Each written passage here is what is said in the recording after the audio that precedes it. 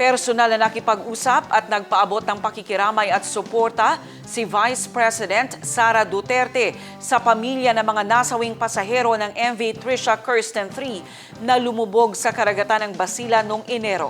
Narito ang report.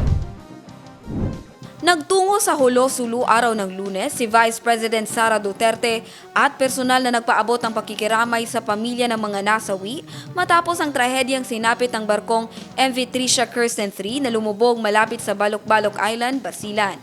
Dumiretso ang Vice President sa Our Lady of Mount Carmel Cathedral sa Barangay Walid City sa parehong bayan at nagpasalamat sa kaligtasan ng daang-daang survivors. Ipinagdasal ng Vice Presidente ang katatagan ng mga pamilyang apektado sa trahedya, maging ang kaligtasan ng bawat individual sa likod ng patuloy na paghahanap sa mga nawawalang pasahero.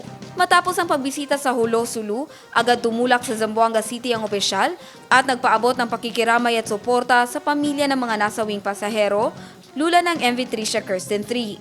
Personal din itong kinamusta ang kalagayan ng mga survivors, kabilang na ang 2 sundalo na patuloy pang nagpapagaling sa ospital. Jen Garcia, iMinds, Philippines.